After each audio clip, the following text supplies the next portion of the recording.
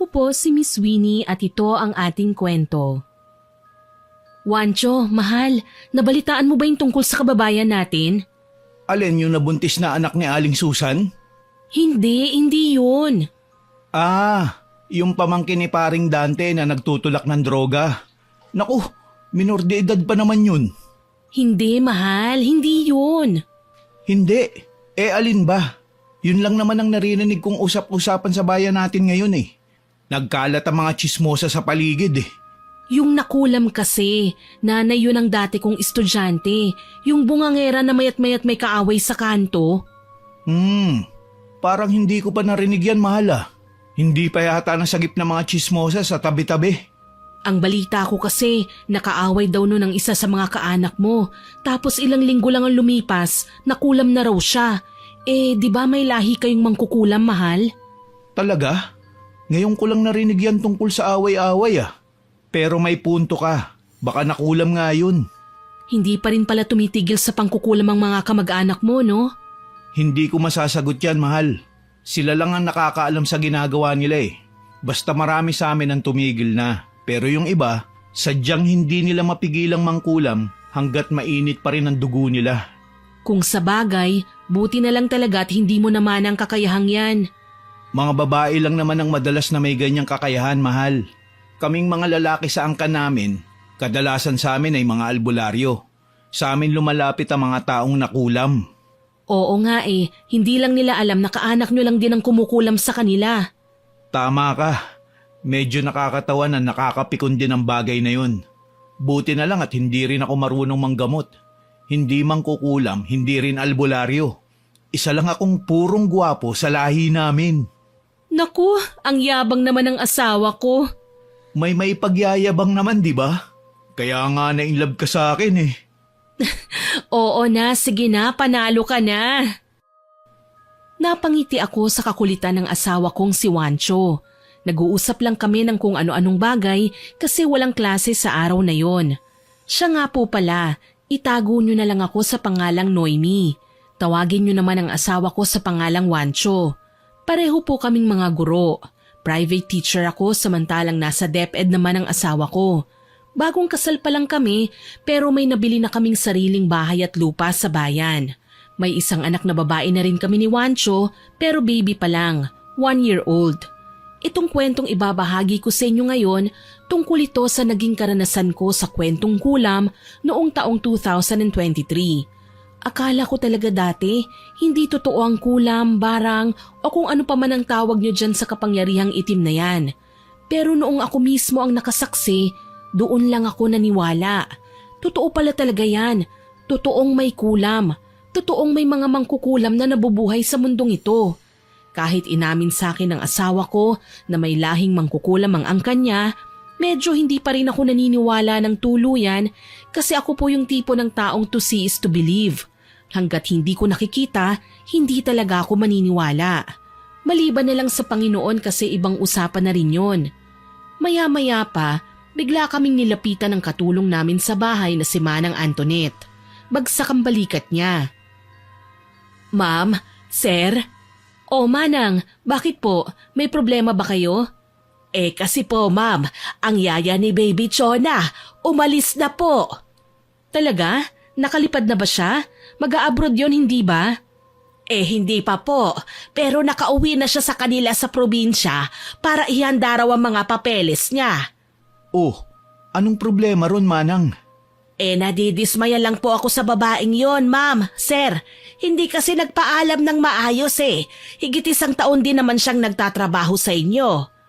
Hay nako Manang Antoinette, nagpaalam na siya ng maayos sa amin ni Wancho noong nakaraang linggo. Ay talaga po ba? Naku, hindi ko alam yun Akala ko biglaan na lang siyang umalis. Bakit po, Manang? Hindi niya ba nabanggit sa inyo? Nabanggit nga po, sir. Pero 1 beses lang tapos umalis na siya kagad. Hindi ko nga alam na seryoso pala siya Nalulungkot lang po ako. Mabait at masipag na yaya yun Wala tuloy yaya si Baby Chona ngayon. Hayaan niyo po, Manang. Maghahanap naman po tayo ng bago para hindi kayo mabibigatan sa trabaho niyo Mga gawaing bahay lang po ang trabaho niyo rito ng asawa mo. Hindi pag-aasikaso sa baby namin. Naku, salamat naman po kung ganon, ma'am. Siya nga po pala, nasan po ba si Mang Cesar? Hindi ko yata siya nakikita ngayon ah. Ay, oo nga po pala, ma'am. Nakalimutan kong sabihin sa inyo. May sakit po ngayon ang asawa ko, kaya magpapahinga muna siya sa bahay. Kaya po pala. May gamot na po ba si Mang Cesar? Opo, ma'am, meron na po. Mabuti naman po. O sige, Manang, bumalik ka muna sa trabaho niyo at may pag-uusapan lang po kami ng asawa ko. Sige po, ma'am. Yun si Manang Antoinette, ang pinaka-loyal naming katulong. Sobrang tagal na niyang nagtatrabaho sa amin. Nanay ko pa nga ang totoo niyang amo.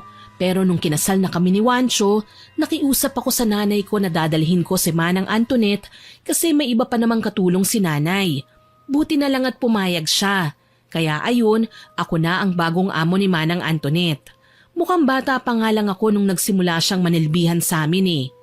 Tapos ayun na nga, pagkaalis ni Manang, kinausap ko kagad si Wancho na medyo abala sa class record niya. May nire-record kasi siyang scores ng mga estudyante niya, pero inabala ko muna saglit. Wancho, mahal, kailangan nating makahanap kagad ng pamalit sa yaya ni Baby Chona. Oo, mahal. Hindi pwedeng si Manang Antoinette ang magbabantay sa anak natin kasi marami siyang trabaho rito sa bahay. Medyo nahihirapan pa naman ako magtiwala sa bagong yaya, pero no choice eh. Kailangan nating makahanap kagad ng bago. Mag-post kaya tayo sa Facebook, mahal. Wanted yaya. Naku, parang hindi ako sang-ayon dyan ha. Delikado ang ganyan. Kung sino-sino ang namamasukan, baka mamaya masamang tao pala yan. Kung sa bagay may punto ka nga. Pero anong gagawin natin? Paano tayo makakahanap niyan? Mas maganda siguro yung irerekomenda ng mga kakilala natin. Para naman may mapagtanungan tayo kung mabait ba talaga ang taong yun. Kung masipag ba, mahaba ang pasensya, magaling mag-alaga ng bata o kung ano-ano pa. Magandang idea yan.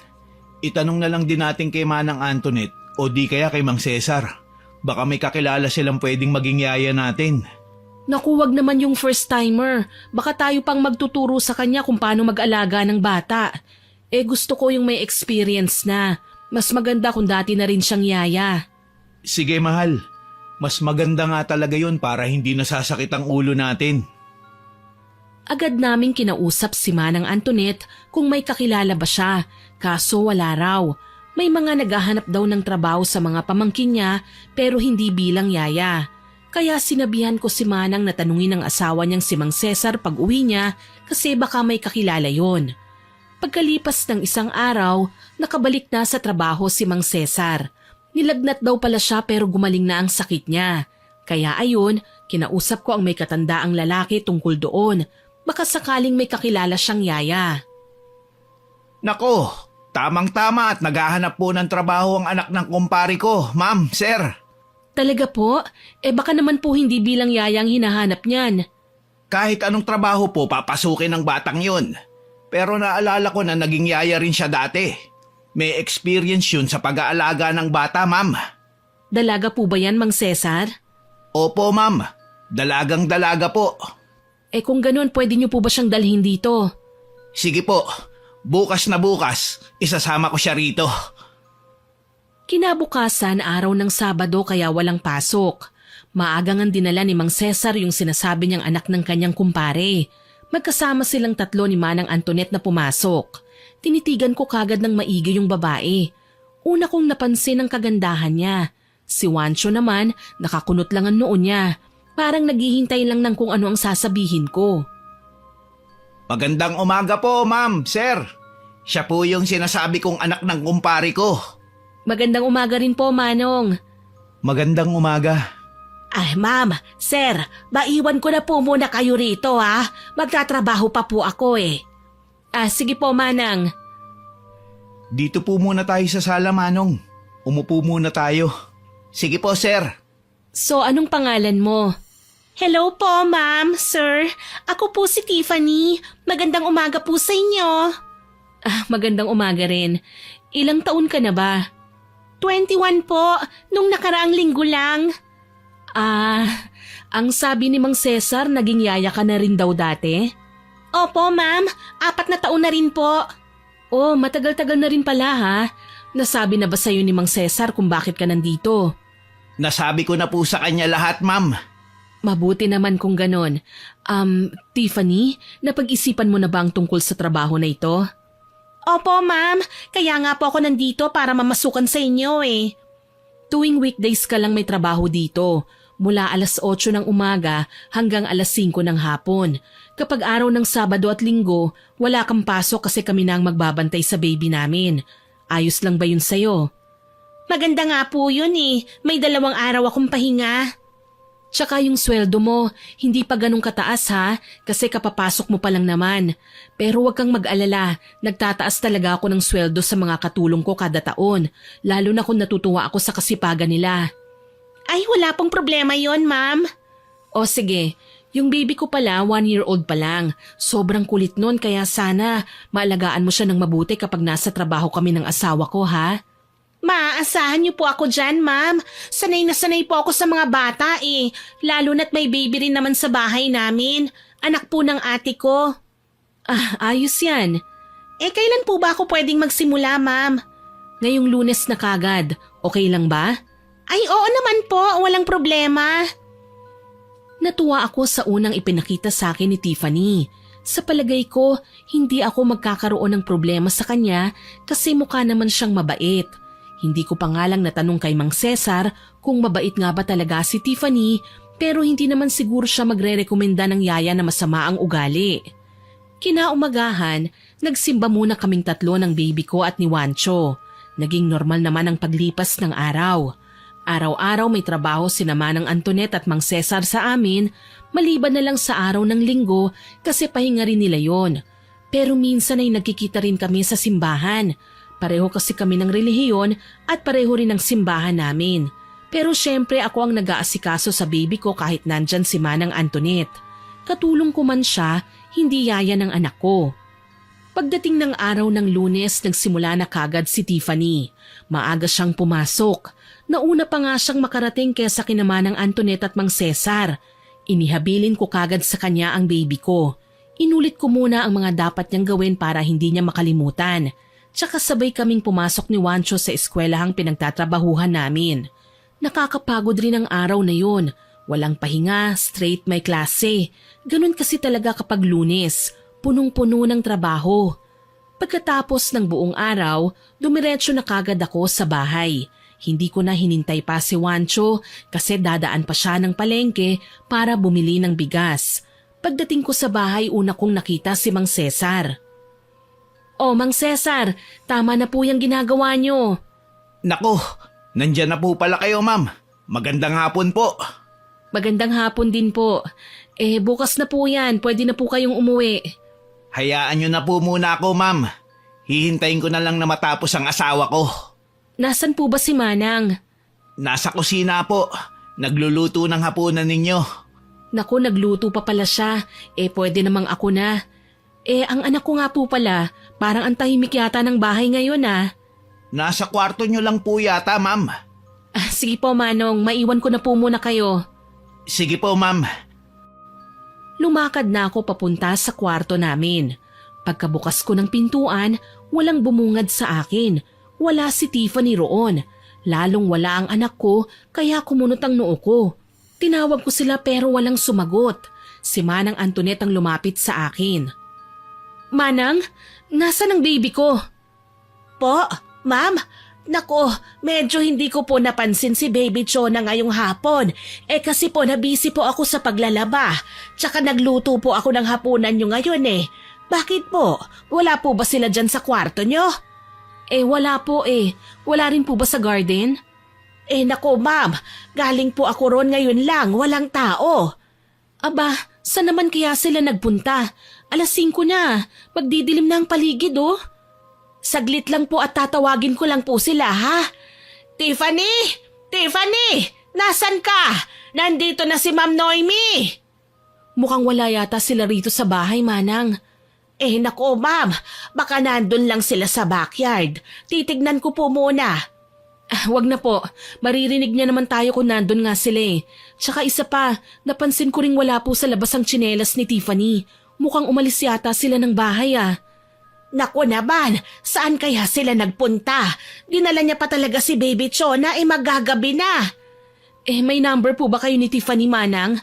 Tatawagan ko po sana eh. Wala po, ma'am eh. Si Mang Cesar, baka meron po siya. Naku, wala pong cellphone ng asawa ko. Ay, oo nga pala. Nakalimutan ko rin kasing hingin ng phone number ni Tiffany eh. Naku naman, saan ba nagpunta ang babaeng yun? Unang araw pa lang niya sa trabaho pero mukhang sasakit ang ulo ko sa kanya. Hahanapin ko po sa labas.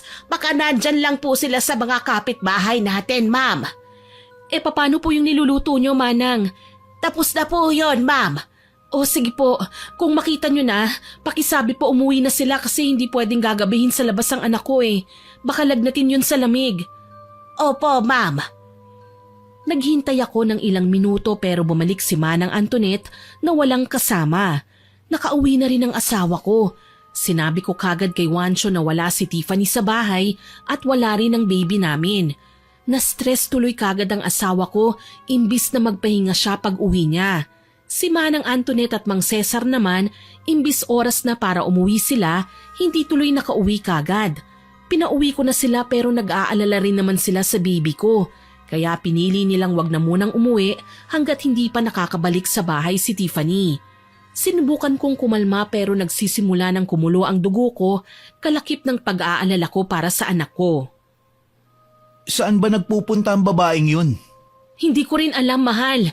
Pagdating ko rito, tahimik ng bahay eh. Hindi ba siya nagpaalam kay Manang Antoinette na aalis siya? Hindi po, sir eh. Hindi ko nga po napansin kagad na wala na pala sila rito sa bahay.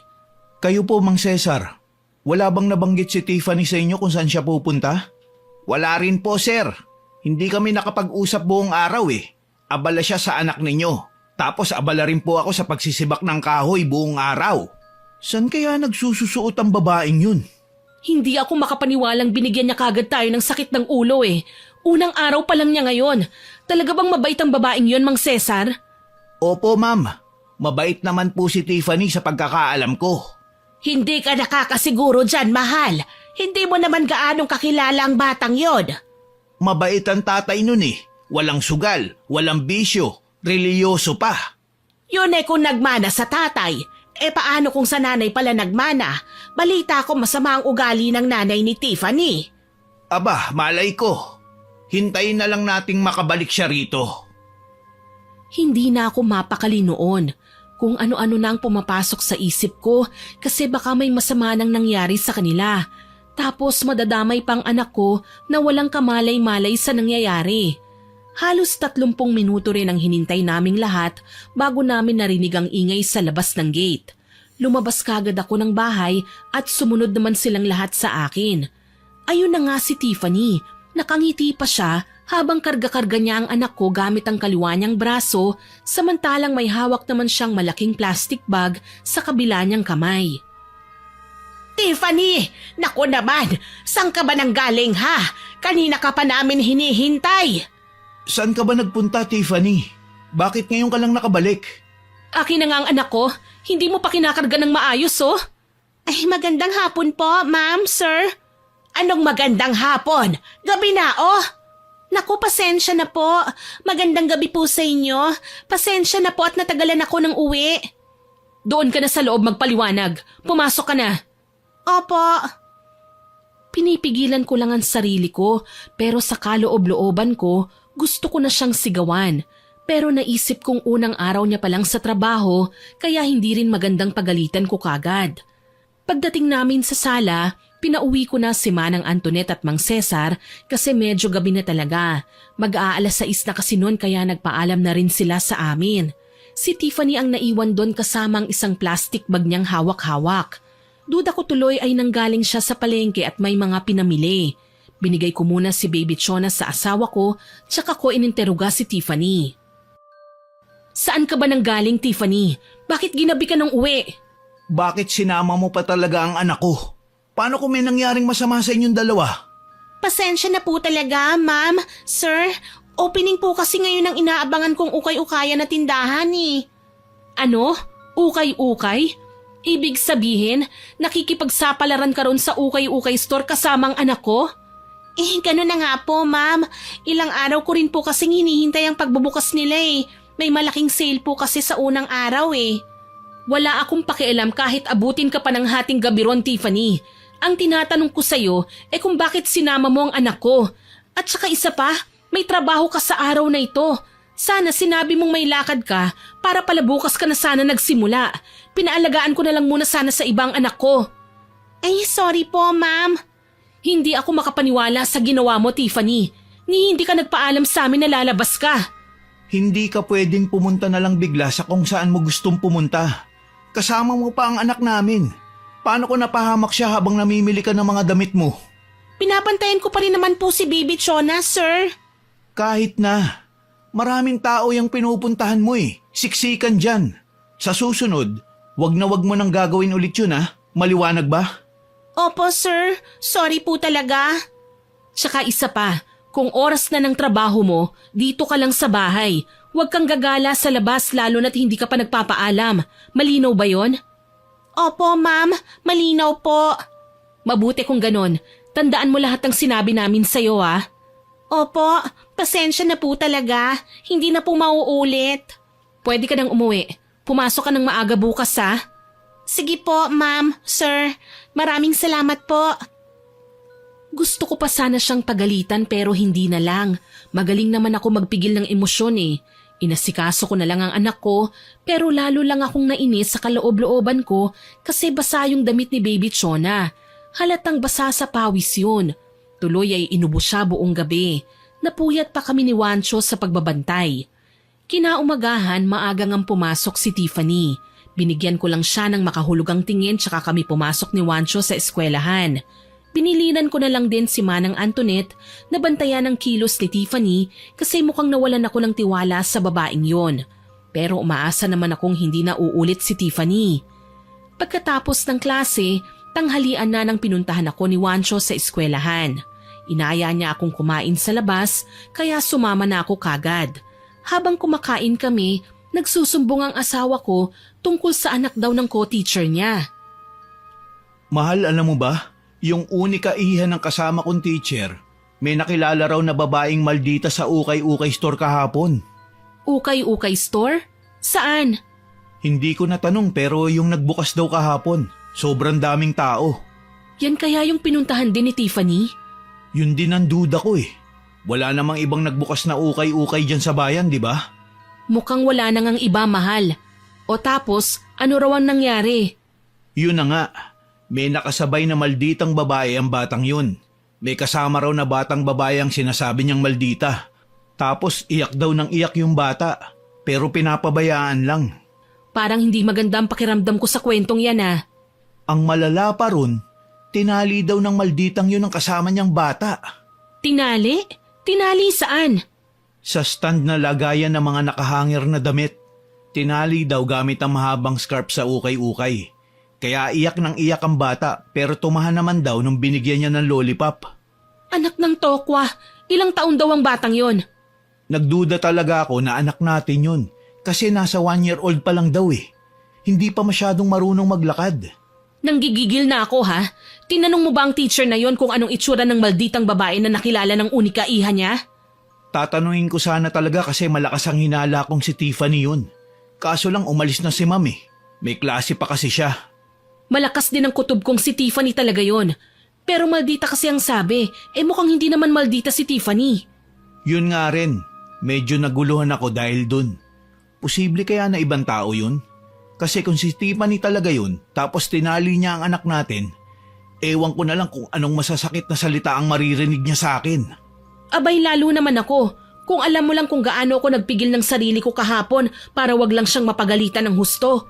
Sana nga lang hindi si Tiffany yon. Sana nga. Teka, si Mang Cesar yun ah. Ha? Saan? Ayan oh, nasa likuran mo. Oo nga ano. Ano kayang ginagawa niya rito? Tawagin mo siya, mahal. Sige. Mang Cesar! Manong! Sir Wancho? Opo, hali kayo rito, Manong. Magandang tanghali po, ma'am, sir.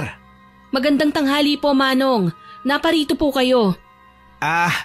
Binilhan ko po ng pananghalian ng anak ko eh. Ihahatid ko po ito sa eskwelahan nila. May lagnat po kasi siya eh. Naku, pumasok pa rin po kahit may lagnat? Opo, ma'am. Alam niyo naman yung anak ko. Ayaw talagang lumiban sa klase hanggat kaya niya pa. Nag-alala na nga ako baka mahilo siya ron. Oo nga po, 2:00 na po oh. Kailangan niya ng mananghalian. Sabay na lang po kayo sa amin, Mang Cesar. Babalik na rin naman po kami sa eskwelahan. Ihahatid ko lang po ang asawa ko sa eskwelahan nila tapos dediretso na kagad tayo sa amin. Doon po nag-aaral ang anak nyo, di ba? Opo, sir. Doon nga po. Sige, tapos na rin naman kaming kumain Tayo na po. Kumilos na nga kami. Dinaan muna ako ni Juancho sa private institution kung saan ako nagtuturo tsaka sila umalis ni Mang Cesar. 2:00 pa naman ang susunod kong klase kaya nag-scroll na lang din ako sa Facebook. Hindi ko inaasahang mapanood ang isang video roon na nag-viral, yung tungkol sa babaeng maldita sa ukay-ukay store. Talagang ang napakamaldita niya. May kasama nga siyang bata na panayang iyak kaya bumilis ang pintig ng puso ko. Gusto kong alamin kung sino yung nasa video. Kaso lang nakablurred ang buong katawan niya. Pati yung sa bata blurred din. Hindi ko mamukaan lalo na't medyo nasa malayo ang anggulo ng kumukuha ng video. Hindi ko rin masyadong makilala ang boses pero sinasabi lang ng instinct ko na si Tiffany nga talaga yun. Kaya lang, pinalaki ako sa paniniwala na wag mambibintang o manghusga ng kapwa hanggat walang patunay. Kaya sinikap ko na lang nakalimutan ng tungkol doon. Wala na rin naman akong oras para tanungin pa si Tiffany kung siya ngayon. Ayoko na ring ma-stress pa. Lumipas ang maraming araw. Naging linggo hanggang sa 1 buwan na ang nagdaan, napapansin kong bumubuti naman ang pinapakita ni Tiffany sa amin. Hindi ko na rin iniisip pa ang tungkol sa video na yon kasi bumabait naman si Tiffany sa paningin ko. 3 buwan pa nga ang nagdaan at natutuwa na talaga ako sa pinapakita niya. Kaya lang, isang araw ng Sabado nang pinuntahan ko si Mang Cesar sa backyard para dalhan ng merienda. Pinapagawa ko kasi sa kanya ang vegetable garden ko. Nagulat ako nang makita si Tiffany doon at kinakausap niya si Mang Cesar, kaya nagtago muna ako sa gilid habang nakikinig sa pinag-uusapan nila.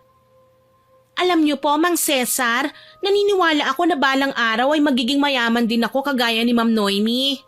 Wala namang masama na mangarap ng ganyan, iha. Basta magsikap ka lang sa buhay at siguraduhin mong wala kang natatapakang ibang tao. Kahit anong paraan po, basta gagawin ko para umasenso lang ako. Pagod na akong maging mahirap Lagi na lang akong tinatapak-tapakan ng ibang tao. Talaga? Sino namang gumagawa niyan sa'yo, iha? Yung mga kamag-anak ko pong mata pobre. Naku naman, mahirap nga yan. Opo, gusto kong yumaman. Yung mas mayaman pa kesa kay Ma'am Noemi. Gusto ko ring maging kasing swerte niya.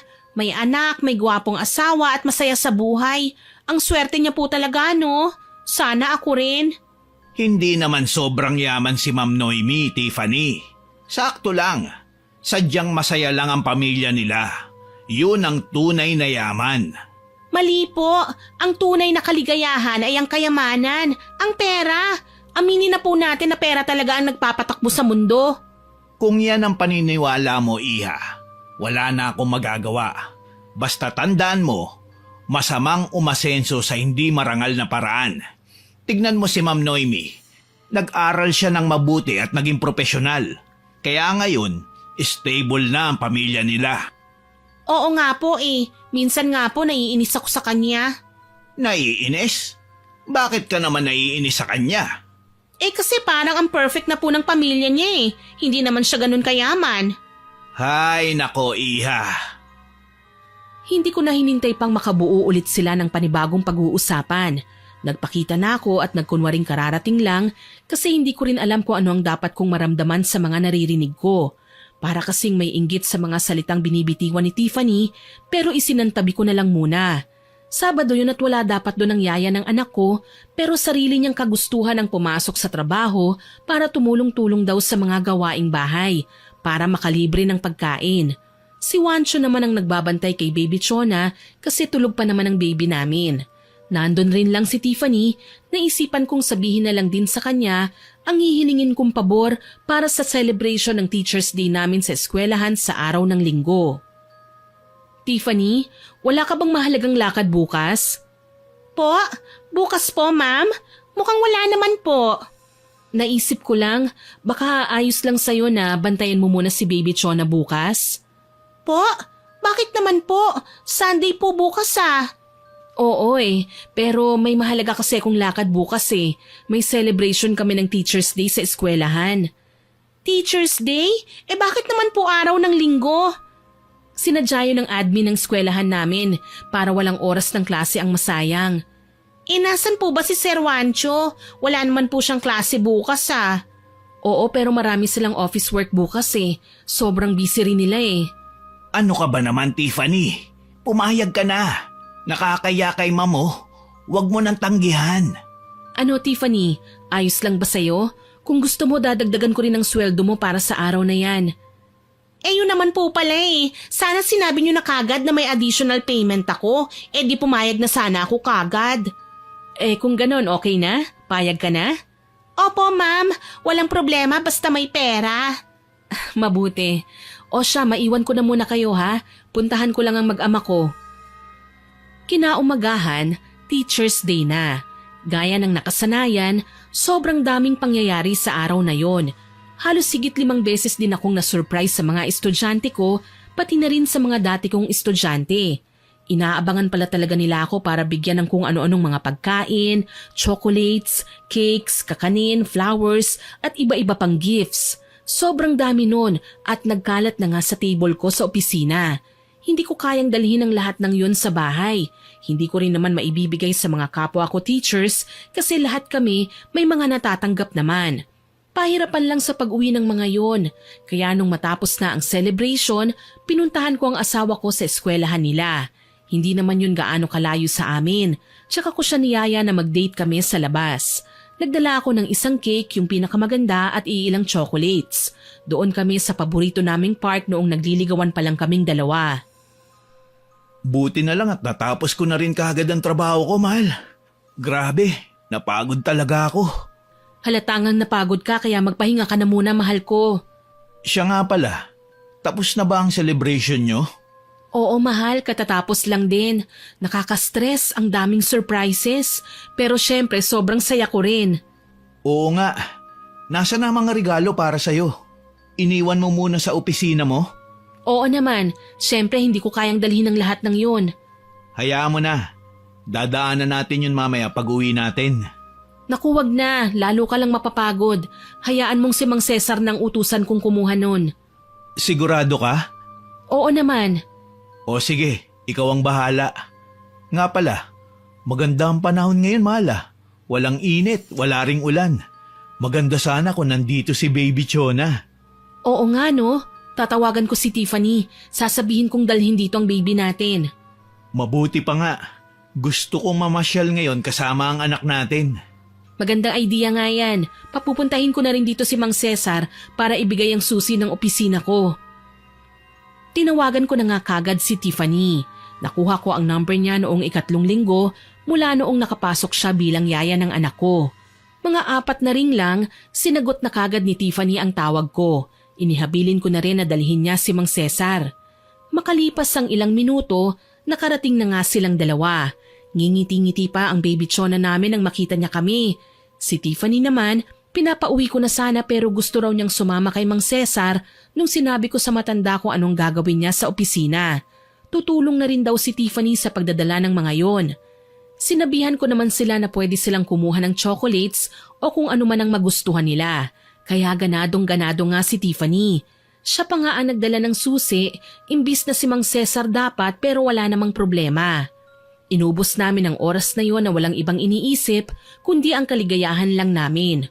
Walang stress sa eskwelahan, walang problema, walang ibang panira na moment. Talagang family bonding na hindi ko inaasahan kasi wala naman yun sa plano, biglaan lang. Nung malapit na ngang mag-alas 4, niyaya ko na si Juancho na umuwi na kami. Hindi pwedeng gabihin kami kasi nandun si Baby Chona. Baka lamigin ng bata, mahirap na. Pagdating namin ng asawa ko sa bahay, nagulat ako sa kaguluhang bumungad sa amin. Nagsisigawan si Manang Antoinette at Tiffany. Ano bang problema mo, Manang Antoinette? Bakit ka ba nakikialam, ha? At bakit hindi?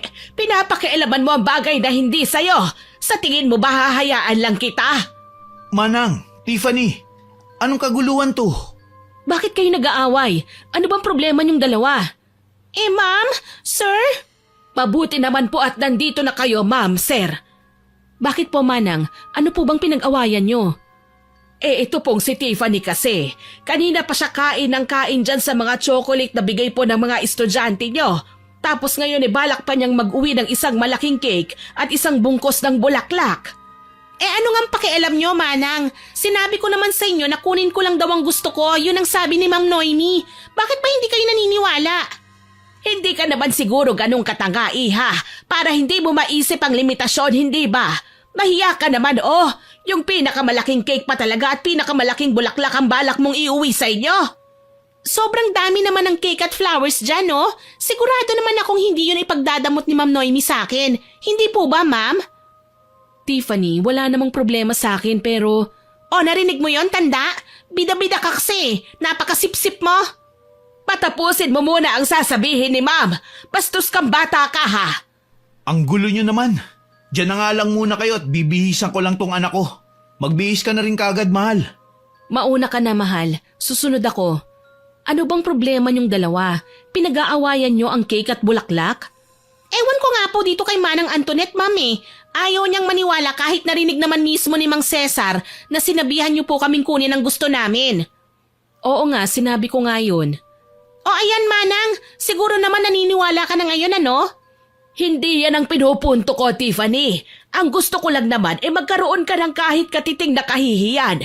Kulang na lang ubusin mo lahat ng yan eh. Inggit ka lang kasi. Di kumuha ka rin sana nang mawala yung inggit sa katawan mo.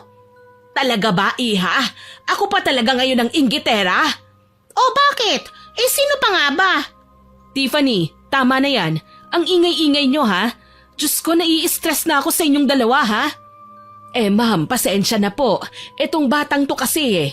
Anong bata? Hindi ako ba? Tama na sabi. Alam mo, Tiffany, mabuti pa umuwi ka na lang at dalhin mo na yung cake at flowers na gusto mo. Po? Talaga po, Ma'am? Oo, kunin mo na at umuwi ka na sa inyo. Naku, salamat, Ma'am. Sabi ko na papayag talaga kayo. Masyado lang kasing OA yan si Manang Antoinette. Kung makasita sa akin, akala niya yata magnanakaw ako. Talagang humirit pa si Tiffany kaya pinandilatan ko na lang siya ng mata. Hindi nagtagal, nakaalis na rin siya sa harapan ko. Tsaka lang ako nakahinga ng maluwag kasi wala nang maingay sa bahay. Binalingan ko naman ng atensyon si Manang Antoinette na sobrang nangungunot na ang kanyang noo. Magkatagpo na nga ang kilay niya dahil doon. Namumula rin si Manang dahil sa matinding panggigigil niya. Kumalma na po kayo, Manang Antoinette. Pasensya na po talaga at naabutan nyo kaming nagsisigawan, Ma'am Noemi. Simot na po kasi talaga ang pagtitimpi ko sa batang yun eh. Hayaan nyo na po siya. Pero ano po bang ibig nyong sabihin na simot na ang pagtitimpi nyo? Naging mabait naman po si Tiffany ah. Hay nako, Ma'am Noemi, kung alam nyo lang sana. Po? Bakit po?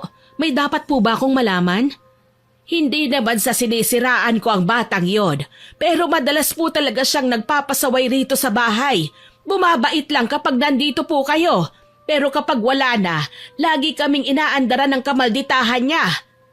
Talaga po? Aba, hindi ko alam yan ah. Syempre po, gayon ko lang naman po sinabi sa inyo eh. Kumusta naman po ang trabaho niya? Inaalagaan niya ba ng mabuti ang anak ko? Hindi ba niya sinasaktan? Hindi ko naman po siya nakikitang sinasaktan o pinapalo si Baby Chona. Mukhang magaling naman talaga siyang mag-alaga ng bata. Sadyang maldita lang po talaga siya. Hayaan niyo na po. Huwag niyo na lang pansinin sa susunod. Nga pala, nasan po si Mang Cesar?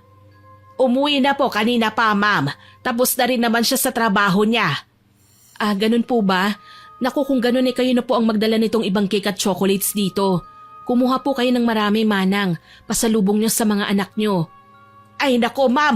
Wag na po. Nakakahiya naman po sa inyo. Anong nakakahiya? Wag na po kayong mahiya. Hindi rin naman namin yan mauubos dito. Kaya dalhin niyo na po ang iba dyan. Sigurado po ba kayo, Ma'am? Oo naman ho.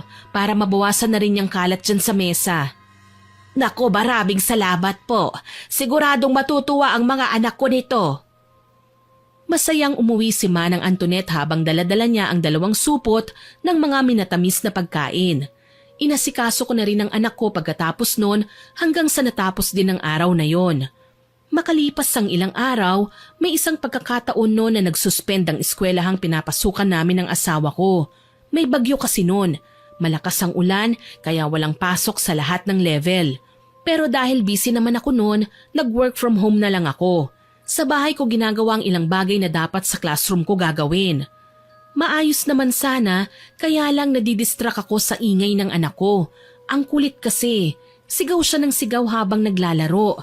Binabantayan naman ni Tiffany, kaya lang napapansin kong napapadalas ang pagbulyaw ni Tiffany sa anak ko. Sa umpisa, hinahayaan ko lang para masaway naman ang anak ko sa kasisigaw niya. Sigaw ng sigaw kahit hindi naman umiiyak. Ano ba kasi?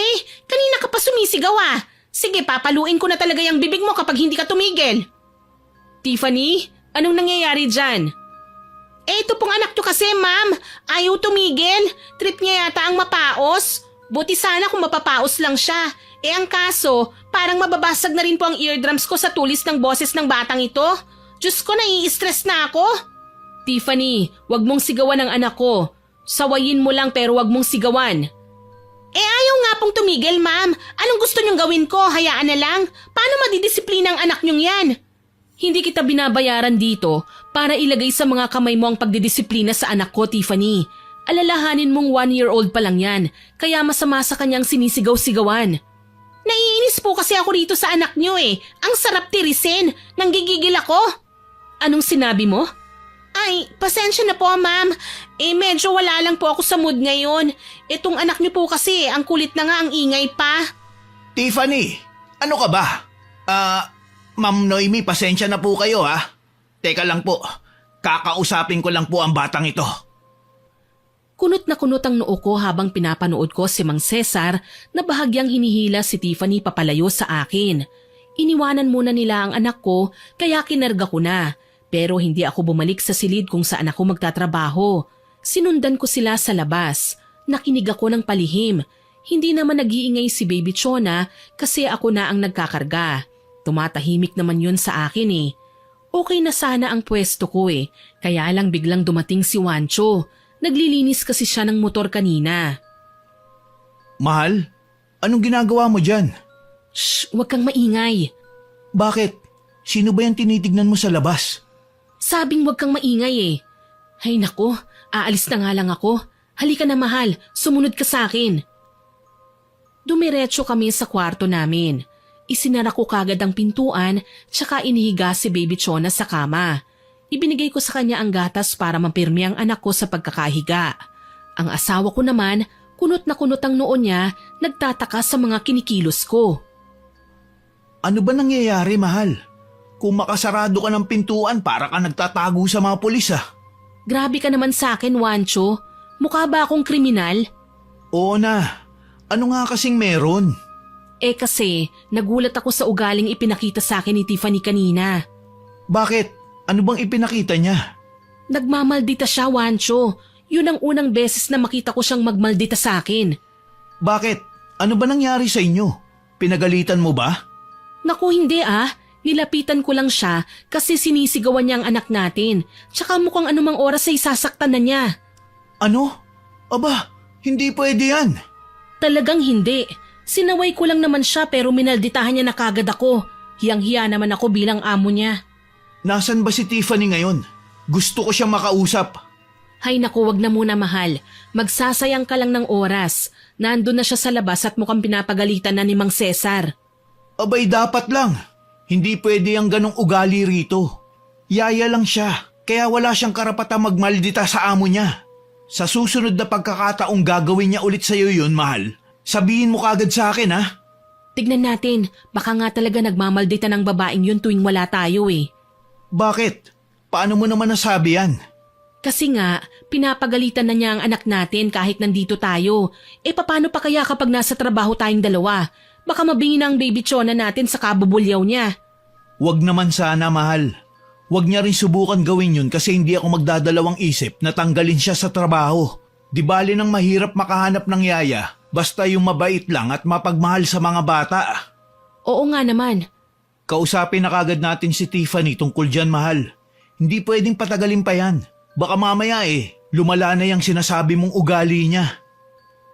Hindi na ako tumutol pa sa asawa ko. Nung araw din na yun ay balak namin kausapin si Tiffany. Tinawag ko muna si Manang Antoinette para patulugin ang anak ko. Tsaka namin pinatawag si Tiffany. Doon kami sa sala nag-uusap. Takantaka siya kung bakit siya pinatawag. Kunot na kunot ang noo niya. Para bang hindi niya inaasahan ang bagay na yun? Hinayaan ko na lang muna silang dalawa ng asawa ko na mag-usap. Paminsan-minsan lang ako nagsasalita kasi binabantayan ko ang kilos niya. Pati na ang ekspresyon ng kanyang muka. Ano pong kailangan nyo, ma'am, sir? Nalaman kong hindi raw maganda ang trato mo sa anak namin, Tiffany. Totoo ba yon? Po, ano pong hindi magandang trato, sir? Kanina lang sinigawan mo ang kawawang bata. Hindi namin nagustuhan yon. Binabayaran ka namin dito para alagaan ang anak namin, hindi para sigaw-sigawan. Tungkol po ron, pasensya na po talaga, sir. Ma'am, hindi ko lang po napigilan ang sarili ko. Pwes, pigilan mo. Matuto kang habaan ang pasensya mo sa kanya. Napakabata pa nun eh. Huwag mong sigaw-sigawan. Sorry po talaga. Ang kulit po kasi ni Baby Chona eh. Ang ingay-ingay pa. Hindi mo ba kayang humingi ng pasensya nang walang ibang palusot? Lumulusot ka pa eh. Alam mo namang bata yon. Malamang makulit talaga tsaka maingay. Hindi na dapat pang ikagulat yon, Tiffany. Sorry po, ma'am. Hayaan niyo po, hindi na mauulit. Talagang hindi na mauulit yun, Tiffany. Kasi sa oras na makarinig ulit ako ng balita na sinisigawan mo na naman ang anak ko, mapipilitan talaga akong tanggalin ka sa trabaho mo. Sir naman, wag naman po. Kaya nga umayos ka ha. Wala kang karapatan saktan o sigawan ng anak ko. Alagaan mo siya ng mabuti dahil pinapasweldo ka namin ng maayos dito. Naintindihan mo ba? Opo. Mabuti naman at napagsabihan niyo na po ang batang yan, ma'am, sir. Oh, Manang Antoinette, bakit nandito po kayo? Si Baby Chona. Pinabantayan ko po muna kay Cesar, ma'am. Oh, ayan. Inutos mo na naman sa ibang trabahong binigay sa inyo, Manang. Palagi kayong ganyan ah. Pati nga trabaho nyo sa akin yung pinapagawa. Ano? Oh, ano na naman tong sinasabi mo, Tiffany? Si Manang Antoinette po, sir, kung minsan pinapagawa niya sa akin ang trabaho niya. Kaya hindi ko po mabantayan ng maayos si Baby Chona kasi utos ng utos si Manang. Ano? Totoo ba yan, Manang Antoinette? Diyos ko naman, ano na naman drama ito, Manang? Naku naman, sir, wag po kayong maniniwala sa babaeng yan. Napaka-OA po niyan. Talagang nagsumbong pa akala mo naman inaapi ko siya rito. Bakit? Totoo naman ah, inuutusan mo ako minsan. Hoy Tiffany, ano ba yung ipinuputok ng butsi mo ha? Pinaghugas lang kita ng ilang mga hugasin, nagre-reklamo ka na. Ikaw naman ang gumamit doon ah. Napakakwentadora mo talagang babae ka. Kahit ako pang gumamit nun, trabaho niyo pa rin maghugas ng plato kaya bakit niyo iuutos sa akin? Malamang tapos na akong maghugas nun at malinis na ang kusina. Tapos bigla akong makikita na may bagong hugasin na naman dahil sa'yo. Aba, wag kang abusado. Ang trabaho mo ay trabaho mo. Tumahimik na kayo. Ano ba? Tigilan niyo nga yan. Hindi ako makapaniwalang sa harapan pa talaga namin kayo nag-aaway. Bumalik na nga lang kayo sa trabaho nyo. Sumasakit ang ulo ko sa inyo eh. Pasensya na po, sir. Sige na, Manang. Bumalik na po kayo sa trabaho nyo. Opo. Pasensya na po. Pupuntahan ko na rin po si Baby Chona. Hindi, may iiwan ka rito, Tiffany. Po? Bakit po? Tinapunan ako ng nagtatakang tingin ng asawa ko. Sinenyasan ko lang siya na bumalik na siya sa trabaho niya. Alam kong marami pa siyang trabaho na paperworks. Hindi naman nangulit pa si Juancho. Umalis na rin kagad siya. Kaming dalawa lang nga ni Tiffany ang naiwan doon sa sala. Pinaupo ko muna siya at alam kong nagtataka rin siya tsaka mukhang kinakabahan. May kailangan lang kasi akong itanong sa kanya na kanina ko pa napapansin. Parang may namumula kasi sa balat niya at hindi ako mapalagay hanggat hindi ko nalalaman kung ano ang nangyayari doon. Kasi yaya siya ng anak ko at kailangan kong makatiyak na walang sakit ang magbabantay at mag-aalaga sa baby namin. Bakit po, ma'am? May kailangan pa ba kayong sabihin sa akin? Anong nangyayari sa'yo, Tiffany? May sakit ka ba? Po? Wala naman, ma'am. Bakit po? Kanina ko pa kasi napapansin na kalmot ka ng kalmot sa kung saan-saan sa katawan mo eh. Tsaka namumula rin ang balat mo. Kahit sobrang init, naka-jacket ka pa. Ayun po pala. Konting pangangati lang po yun ng balat ko. Konti? Mukhang hindi eh. Manalamin ka nga, Tiffany. May maliliit na bukol-bukol ang tumutubo sa leeg mo. Oh. May konti na rin sa mukha mo. Ay, allergies lang po siguro ito, ma'am. Huwag po kayong mag-alala sa akin. Hindi. Nag-aalala ako para sa anak ko. Hindi mo siya pwedeng bantayan at alagaan kung may sakit ka. Baka mahawang baby namin. Grabe ka naman, ma'am. Hindi naman nakakahawang allergies. Hindi tayo sigurado kung allergies nga ba talaga yan. Ano pong gagawin nyo? Patitigilin nyo muna ako sa pagtatrabaho? Mangyayari yun kung lumalayang pangangati mo. Ayokong lapitan mo ang anak ko ng ganyan ang nangyayari sa balat mo. Sana maintindihan mo ko, Tiffany. Gamutin mo muna kagad yan at magpagaling ka. Tinalikuran ko na siya pagkatapos kong sabihin yon. Naiinis pa rin naman ako sa kanya. Baka hindi ko mapigilan ang sarili ko, masabihan ko siya ng mga hindi kaaya-ayang salita, kaya umalis na kagad ako pagkatapos kong sabihin ang sadya ko sa kanya. Nakakainis din kasi ang babaeng yun eh. Kahit gumagamit siya ng po at opo sa akin, nabibwisit pa rin ako sa patago niyang pagmamaldita. Para bang napipilitan lang siyang igalang ako kasi amo niya ako. Panay pa siya reklamo. Kung sa bagay, mga 5 o 6 na taon lang naman ang agwat ng edad naming dalawa. Nagdaan ang ilang araw. Nagpapahupa lang ako ng pagkainis ko kay Tiffany. Pati ang asawa ko, sinabihan ko na rin na wag nang pag-initan ng ulo ang yaya ng anak namin kasi hindi rin naman magandang pakinggan ng ganon. Hanggang isang araw, nagpaalam si Tiffany sa akin na liliban daw muna siya kasi hindi raw maganda ang pakiramdam niya. Pinayagan ko naman kagad. Kapansin-pansin na ang paglala ng pamumula ng balat niya. Tsaka lumalaki na rin yung mga napapansin kong bukol-bukol na tumutubo sa kanya. 2 araw siyang absent kaya si Manang Antoinette muna ang pinagbantay ko kay Baby Chona. Tapos sinabihan ko si Manang na magdala ng isang katulong na papalit sa kanya pansamantala. Hindi naman kasi pwedeng si Mang Cesar ang gagawa ng trabaho ni Manang Antoinette kasi may sariling trabaho rin si Manong sa bahay namin. Akala ko nga hindi pa papasok kagad si Tiffany pero nagulat na lang ako isang araw nang bigla siyang sumulpot sa bahay. Balot na balot ang katawan niya. Magandang araw din. Magandang araw po, ma'am, sir. Anong meron at pumasok ka ngayon, Tiffany? Linggo ngayon tsaka mukha kang mandurukot dyan sa suot mo. Nakamask ka pa talaga. Ayos ka lang ba? Yun nga po ang pinunta ko rito eh. Gusto ko lang pong sabihin sa inyo kung anong nangyayari sa akin. Bakit? Ano ba nangyayari sa'yo? Saka, bakit ka namumula? Sigurado po ba kayong walang alam sa nangyayari sa akin, sir? Anong sabi mo? Anong ibig mong sabihin, Tiffany? Bakit hindi niyo po itanong dyan sa asawa niyo, Ma'am Noemi? Ano bang pinagsasabi mo dyan, Tiffany? Alam mo, kung may gusto kang sabihin, sabihin mo na kaagad. Huwag mo sayangin ang oras namin. Minsan talaga natatawa na lang ako sa pagmamaang-maangan niyo, sir, ma'am. Pwede bang sabihin mo na lang kung anong gusto mong sabihin? Sinasayang mong oras namin eh. Magsisimba pa kami. Kinukulam po ako. Ano? Anong sabi mo, Tiffany? Kinukulam ka? Nino, bakit? Bakit hindi niyo po subukang sagutin ang mga tanong niyong yan? Sino ba sa atin dito ang may lahing mangkukulam? Hindi ko gusto yung tono ng pananalita mo Pinagbibintangan mo ba ako? Kayo na po ang nagsabi niya na. Mauna na po ako, ma'am, sir. Nasabi ko nang sadya ko sa inyo. Kunot na kunot ang noo ko habang pinagmamasdan ko si Tiffany na naglalakad palabas ng bahay. Tsaka ko nilingon si Wancho na nasa tabi ko lang. Nagtatanong ang mga mata ko sa kanya, samantalang nakita ko naman sa mga mata ng asawa ko na nagtataka rin siya. Mukhang pareho kaming walang alam sa mga pinagsasasabi ni Tiffany, pero kailangan ko lang makasiguro. Hindi na ako nagsayang pa ng oras para kausapin ang asawa ko. Mahal, pwede mo bang ipaliwanag sa akin kung ano ang nangyayari? Bakit sinabi ni Tiffany ang mga bagay na yon? Aba, malay ko. Ano naman ang kinalaman ko sa kanya? Yun na nga eh. Bakit parang ikaw ang pinagbibintangan niya, mahal?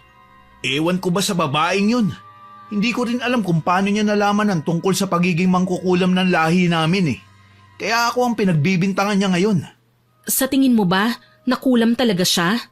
Kung hindi siya gumagaling sa mga gamot na iniinom niya, maniniwala akong kinukulam talaga siya. Ang tanong ay kung sino. Hindi naman ako masamang tao para ipakulam ang babaeng yun. Alam ko, mahal. Nag-aalala lang ako kasi pinagbibintangan ka niya. Pinagbibintangan niya tayo. Baka mamaya kumalat ang tungkol dyan. Mapapahiya tayo sa mga tao. Subukan niya lang na magpakalat ng mga bagay na walang katotohanan. Talagang ipakukulong ko siya. Hindi ko maiwasang kabahan. Hindi dahil sa pinagdududahan ko ang asawa ko, kundi dahil posibleng malagay kami sa matinding kahihiyan nito. Parehong nanganganib ang dignidad namin bilang mga guro. Hindi pwedeng machismis kaming mag-asawa na ang isa sa amin ay may lahing mangkukulam. Kilala ko ang asawa ko. Alam kong dati pa lang ay hindi na siya sang-ayon sa ang kanyang gumagamit ng kulam para lang magkapera o para tirahin ang kaaway nila. Mabait si Juancho, hindi siya kagaya ng mga kaanak niyang may sayad sa utak dahil lang sa marunong silang mangkulam. Kinaumagahan noon, akala ko ay magiging maganda ang araw ko. Pero kabaliktaran noon ang nangyari. Sumugod kasi si Tiffany sa bahay bago pa man kami makaalis para pumasok sa klase naming dalawa. Sa pagkakataong yon, galit na galit si Tiffany at parang siguradong sigurado na siya na may kinalaman ng asawa ko sa pangkukulam sa kanya. Walang yaka, Sir Juancho. Sinasabi ko na nga ba kayo talagang kumukulam sa akin. Anong pinagsasabi mo dyan, Tiffany? Hoy Tiffany, ang lakas din ng loob mong manggulo rito ah. Baka nakakalimutan mong mga amo mo kami rito. Wala akong pakialam kahit amo ko pa kayo. Walang matinong amo ang magpapahamak sa yaya nila. Ano ba kasi ang pinuputok ng butsi mo? Bintang ka ng bintang Wala ka namang patunay. Hindi ko kailangan ng konkretong ebidensya para lang mapatunayan kung ikaw ang may kagagawa nito sa akin, Sir Juancho. Talaga ba? Sige nga, sabihin mo sa amin kung ano ang pinagbabatayan mo. Ang nanay mo, tatay at mga kapatid, nalaman kong mangkukulam silang lahat. Malamang mangkukulam ka rin. Hindi ka ba gumagamit ng utak, Tiffany? Sige, sabihin na natin mangkukulam nga ako, na marunong nga ako mangkulam. O ano naman ngayon? Sapat bang dahilan yun para gamitin ko ang malademonyong kakayahan na yun? Tamang asawa ko, Tiffany. Huwag kang mambibintang gamit lamang ng hinala mo. Kahit gaano pa katibay yan. Hindi ka na nahiya? Nasa pamamahay ka namin, babae. Wala akong pakialam kahit teritoryo nyo to, ma'am. Kung ayaw nyong ipakalat ko sa lahat na mangkukulam yung asawa nyo, tigilan nyo na ang pangkukulam sa akin. Paano ko nga titigilan ng isang bagay na hindi ko namang ginawa? Huwag nyo nang itanggi pa, Sir Juancho. Tiffany, anong kabastusan to ginagawa mo? Bakit mo sinisigawan sina Mama at Sir? Wala kang pakialam rito, Manang Antoinette. Tandaan niyong sinabi ko, ma'am, sir, hindi ako magdadalawang isip na ikalat ang pagiging mangkukulam ni Sir Juancho hanggat hindi niya ako titigilan at pagagalingin. Bago pa man kami makasagot ng asawa ko, marahas nang lumakad paalis si Tiffany. Sobrang bilis ng tibok ng puso ko noon. Tanong ng tanong si Manang Antoinette sa akin kung ano ang nangyayari kasi kararating lang niya kasama si Mang Cesar. Si Juancho ang sumasagot sa lahat ng mga tanong ni Manang. Nai-stress na kasi ko kahit sobrang aga pa lang. Pero kahit na ganoon, pumasok pa rin kami ni Juancho sa klase namin. Siyempre, hindi kami pwedeng lumiban kahit gaano pa kasama ang simula ng araw na yon. Ang buong akala ko aalis na sa trabaho si Tiffany. Akala ko magpapaalam na siya kinaumagahan noong bumalik siya sa bahay pero hindi pala. Grabe, hindi talaga ako makapaniwala sa kakapalan ng mukha ng babaeng yun. Talagang bumalik pa siya para gawin ang trabaho niya. Pasalamat lang siya pareho kaming nagmamadali ni Juancho kaya wala na kaming oras para kausapin pa siya. Masyado kasi kaming naging busy sa eskwelahan dahil sa dami ng kailangan tapusin maliban sa pagtuturo. May program sa eskwelahan namin, gayon din sa eskwelahan ng asawa ko at parehong mabigat ang gagampanan namin doon. Isang araw, bandang 11:00 ng umaga, umuwi kami ni Juancho. Naisipan kasi namin sa bahay na mananghalian para makausap na si Tiffany kasi medyo maluwag-luwag na ang schedule namin sa pagkakataong yon. Pero imbis na si Tiffany dapat ang kausapin, pareho kaming nagulat ni Juancho sa naabutan namin. Nag-uusap si naman ng Antoinette at ang asawa niya. Hanggang kailan mo ba balak ilihim sa kanila ang tungkol dyan, mahal? Hanggang sa matuto na ng tamang pag-uugali ang babaeng yon. Pero di ba sobra na yata? Masyado nang nahihirapan si Tiffany, Kawawa naman ang babaeng yun. Nahihirapan na nga, pero wagas pa rin ang kamalditahan niya. Reklamo dito, reklamo doon. Kung nandito ang mga amo natin, bait-baitan siya. Madalas lumalabas ang totoo niyang ugali. Pero kapag nasa trabaho na sila, ayun, araw-araw akong dinidemonyo. Hayaan mo na. Wala kasing matinong magulang ang batang yun eh. Matagal nang hiwalay. Kaya hindi siya napalaki ng maayos. Kahit na Cesar, malaki na siya para hindi malaman ang tama at mali sa ginagawa niya. Masama talaga ang ugali niya. Paano kung makapatay ka na niyan? Huwag kang mag-alala. Alam ko ang ginagawa ko. Hindi naman ito ang unang beses na nangkulam ako eh. Wala ka naman sigurong balak na patayin ng babaeng yun, ano? Grabe ka naman, Cesar. Anong akala mo sa akin, mamamatay tao? Hindi naman sa ganun, mahal. Nag-aalala lang kasi ko na baka makapatay ka ng hindi sadya dahil sa pangkukulam mo. Sinasabi ko na nga, diba? Alam ko ang ginagawa ko. Huwag kang mag-alala. Pahihirapan ko lang si Tiffany hanggang sa magbago yung ugali niya. Manang Antoinette, ikaw pala yun? Anong kagaguhan tong mga naririnig namin? Ma'am, Sir Juancho? Parang nakakita ng multo si Manang Antoinette nang nakita niya kami ng asawa ko. Ganon din ang pagkagulat ni Mang Cesar. Nataranta kagad ako na baka marinig ni Tiffany ang pag-uusapan namin, kaya mabilis kong sinenyasan si Manang na sumunod sa akin, pati na ang asawa niya.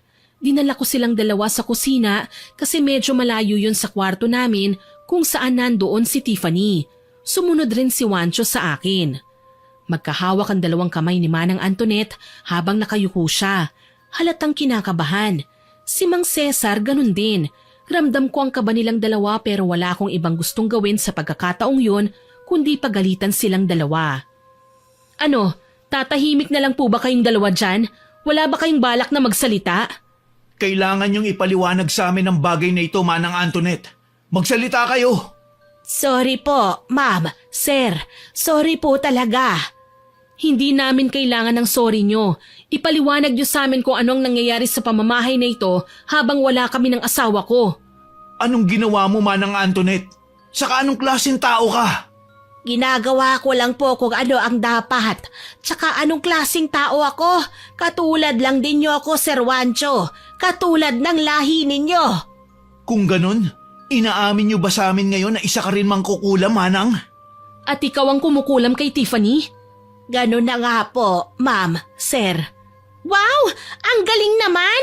Kukuha lang naman sana ako ng pagkain kasi gutom na ako pero mukhang nabusog na yata ako kagad sa revelasyon na to, ha? Lahat kami nagulat sa biglaang pagsulpot ni Tiffany. Para akong binuhusan ng malamig na tubig, lalong-lalo na si Manang Antoinette. Sinenyasan ko na kagad ang asawa ko na tignan si Baby Chona sa kwarto namin kasi baka iniwan lang ni Tiffany doon nagising. Pero nakabalik kagad si Juancho kaya ibig sabihin nun, tulog na ang baby namin. Pero sina Tiffany at Manang Antoinette, ayun nagsisimula na silang magpuksaan. Galit na galit ulit si Tiffany. Lalong namumula ang balat niya, lalo na sa kanyang muka. Anong ginawa mo sa akin, bruha ka? Huwag mo kong sigawan, Tiffany! Wala akong pakialam kahit mabingi ka pa riyan! Hindi ka talaga marunong gumalang sa mga nakatatanda sa'yo, ano? Galang? Bakit ko naman igagalang ang bruhang nagbigay ng ganitong sakit sa akin? Matanda ka na nga, nakuha mo pang gumawa ng masama. Hindi ka ba natatakot na mamamatay ka na may ganyang pagkakasala, ha? Siguradong sa impyerno ang bagsak mong yan, Manang. Tiffany, magdahan-dahan ka sa pananalita mo, ha? Huwag mong pagsasalitaan ng ganyan ng asawa ko. Huwag po kayong makialam dito, Mang Cesar. Tiffany, kumalma ka muna. Ma'am Noemi, nakikiusap po ako sa inyo. Huwag niyo akong pipigilan ngayon. Kahit kailan bastos ka talagang bata ka. Di bali nang maging bastos, huwag lang maging kagaya mong mangkukulam ka. Ang buong akala ko pa naman si Sir Juancho ang may gawa nito sa akin. Akala ko binigyan niya ako ng ganitong sakit kasi nagalit siya sa akin nung nakaraan. Mangkukulam lang ang lahi namin. Pero hindi ako nangkukulam, Tiffany. Pasensya na po kayo, sir. Nagkamali ako. Hindi ko inaasahan na itong matandang ito pala ang may kagagawa ng lahat. Sabihin niyo nga sa akin, Manang Antoinette, bakit niyo ginagawa sa akin ito? Anong dahilan niyo? Dahil sa kabastusan at kamalditahan mong bata ka, isa kang reklamadorang yaya. Anong sinabi niyo? Bastos kang bata ka, Tiffany. Walang galang. Masama rin ang ugali mo. Napakamaldita mo na nga, reklamadora ka pa. Panay reklamo ka sa mga hinihingi kong pabor sa'yo. Kaya para matuto ka, Inilagay ko na sa kamay ko ang pagtuturo sa'yo ng leksyon. Leksyon? Tuturuan mo ko ng leksyon? Sa anong paraan? Yang kukulamin ako? Ha? Kabaliwan! Kabaliwan para sa'yo, pero hindi para sa akin. E di sana kinausap niyo na lang ako ng masinsinan tungkol dyan, Manang Antoinette, para naman malaman ko kung saan ako may problema sa pag-uugali, hindi ba? Para sana nakapag-adjust ako. Binaitan ko sana kasi hindi pala kayo sanay makasama ang isang malditang kagaya ko. Ganun sana, hindi yung sinisira niyo pang kalusugan ko. Alam niyo ba kung gaano kalaki ang perwisyong dinulot nito sa pamilya ko? Ang laki na ng perang inutang namin para lang ipagamot ako. Naisangla na nga ang motor namin dahil dito para lang subukan akong ipagamot sa pribadong mga doktor. Baka sakaling kaya nila. Pero yun pala, talagang tunay na kulam ito. At ang malala pa niyan, sa inyo pa talaga nang galing? May punto si Tiffany, Manang. Hindi sila nakakibo. Walang ibang nakapagsalita pagkatapos ilabas ni Tiffany ang hinanakit niya. Umiyak na rin siya dahil sa galit niya. Pati si Mang Cesar hindi nakaimik para ipagtanggol ang asawa niya. Si Juancho naman nakakunot lang ang noon niya habang palipat-lipat ang tingin kina Tiffany at Manang Antoinette. Samantalang ako, pareho akong naiinis sa kanilang dalawa. Naiinis ako kay Tiffany dahil ang tulis ng bibig niya at naiinis rin ako kay Manang dahil sa ginawa niyang yun. Ni wala akong ideya na mangkukulam pala siya. Pakiramdam ko, pinagtataksilan ako ni Manang Antoinette. Sa kabila noon, naisip ko na mas malaki ang pagkakamali ni Manang Antoinette. Kaya nagdesisyon kami ni Juancho sa sumunod na araw. Napagdesisyonan namin na pansamantala munang patigilin sa pagtatrabaho si Manang kahit palabag sa kalooban ko. Kailangan kong turuan ng leksyon ng lahat ng mga taong pumapasok sa pamamahay namin. Kahit gaano pa kalapit ang puso ko kay Manang Antoinette, kailangan pa rin niyang matuto kahit na may edad na siya. Kaya kinausap ko si Manang habang nasa eskwelahan pa ang asawa ko. Sinikap kong ipaintindi sa kanya ang lahat. Manang, pwede ko po ba kayong makausap? Bakit po, ma'am? Ano po yon? Tungkol po kahapon. Alam kong may pinaghuhugutan din kayo kung bakit nagawa niyo yun kay Tiffany. Ano po bang gusto niyong sabihin sa akin, ma'am? Hihilingin ko lang sana bilang amo ng yaya ng aming anak, itigil niyo na po ang pangkukulam sa kanya.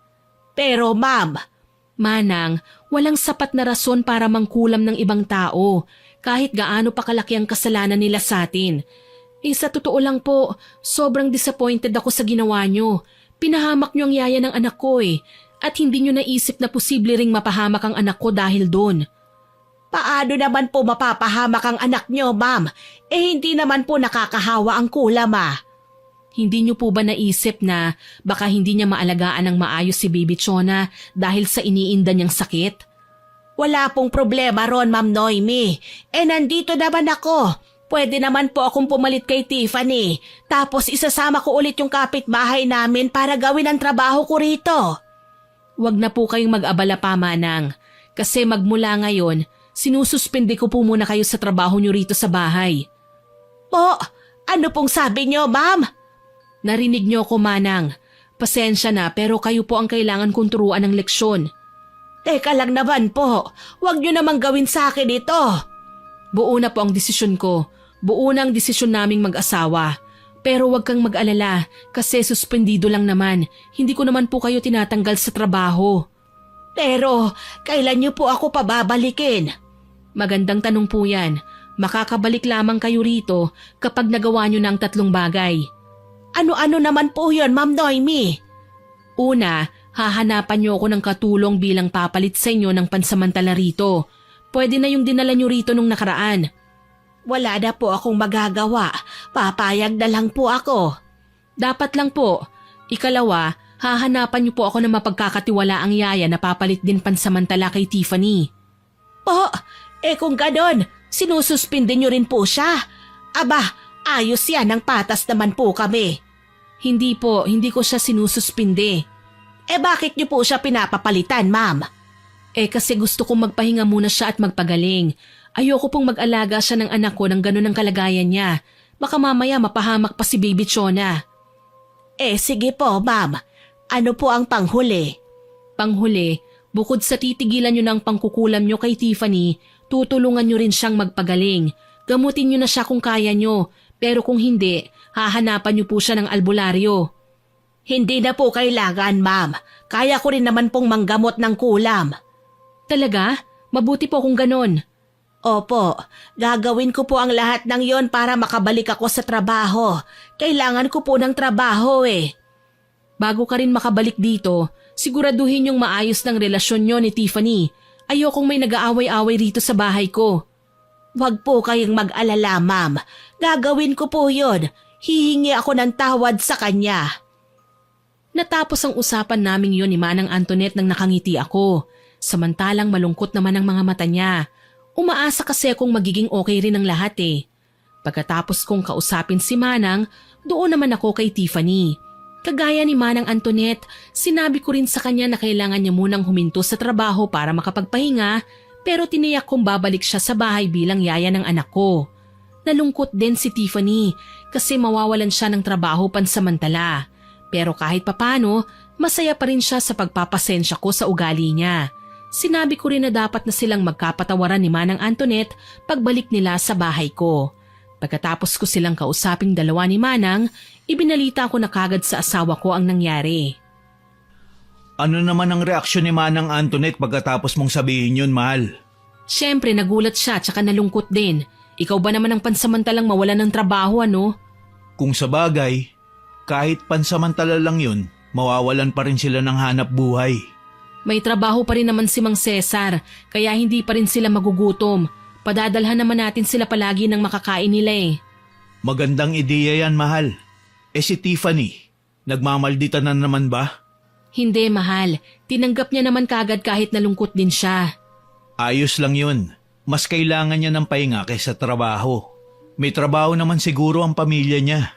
Oo nga naman. Sana matuto na ang dalawang yun sa mga pagkakamali nila. Oo nga eh, pagbalik nila rito, umaasa kong maayos ng relasyon nilang dalawa. Wala nang bangayan, wala nang iringan, walang away. Para naman wala nang magdadala ng pambubwisit dito sa bahay natin.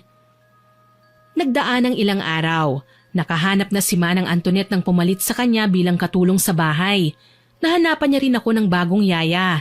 Ang dalawang yon, alam nilang pareho na pansamantala lang ang trabaho nila kasi babalik at babalik pa rin sina Manang Antoinette at Tiffany sa bahay. Lumipas naman ang ilang linggo at halos 2 buwan, unti-unti na ring nagkakaroon ng magandang epekto ang pagdidisiplina ko sa mga katulong ko. Hinihintay lang talaga namin na gagaling na si Tiffany bago sila makabalik ni Manang sa pamamahay ko. Hanggang sa dumating ang araw na magaling na talaga si Tiffany. Peklat na lang ang natitira sa balat niya pero sobrang dami nun. Talagang malakas ang puwersang tinira ni Manang Antoinette sa pangkukulam niya. Kaya noong okay na ang lahat, hindi na nga ako nagsayang pa ng oras. Pinabalik ko na silang dalawa sa bahay at nakikita ko kung gaano sila kasaya dahil doon. Natapos na rin ang paninilbihan ng pansamantala kong katulong at yaya. Si Tiffany naman, napansin kong unti-unti nang humuhupa ang pagiging maldita niya. Natuto na siyang kontrolin ang kanyang sarili at hindi na rin nagrereklamo. Noong araw na nakabalik sila sa bahay, nagsabi ako kay Manang Antoinette na uuwi kami ng asawa ko sa tanghali para doon mananghalian sa bahay at gusto ko sabay-sabay kaming kakain. Ganun na nga ang nangyari. Kumusta naman kayo, Manang Antoinette at Tiffany? Heto sir, masaya ako ngayon kasi nakabalik na rin ako rito sa wakas. Ako rin po, na-realize ko rin kung gaano ako naging maldita at reklamadora noong nakaraan. Dapat lang sa akin yung ginawa ni Manang. Natutuwa ako at may natutuhan din kayo. Buti naman at hindi kayo nagtampo sa akin. Naku ma'am, nagtampo lang talaga yung asawa ko. Hindi lang po halata. Hindi ano ka ba Cesar? Naku, wag po kayong maniniwala dyan, ma'am. Ma'am Noemi, bakit po pala pinili niyo pa rin kaming pabalikin pwede namang ituloy-tuloy niyo na po ang nakuha niyong pumalit sa amin Hay nako, tumutupad lang naman ako sa usapan. Tsaka isa pa hindi ko pwedeng tanggalin si Manang Antoinette kasi sobrang tagal na niyang naninilbihan sa amin. Ang laki ng tiwala ko kay Manang. Nako, salamat naman po kung ganon, ma'am. Ako po, bakit pinabalik niyo pa rin po ako? Simple lang, mas nagtitiwala ako sa mga taong nagpapakita ng tunay nilang ugali, hindi yung naglilihim sa akin para magmukhang mabait. Pagkatapos kong banggitin ang mga salitang yun, natahimik si Tiffany at medyo namula ang kanyang mga mata. Naluluha siya. Sa pananghalian naming yon, doon ko nakumpirma na ayos na ang lahat. Wala na kaming problema. Naayos na namin ang kaguluhan sa bahay. Magmula noon, naging mas masaya na nga kami at lalo pang tumibay ang relasyon namin sa isa't isa bilang amo nila. Sana po ay nagustuhan niyo ang kwento natin ngayon. Pero bago ko po tapusin ito, hindi makukumpleto ang upload natin ng walang shoutout.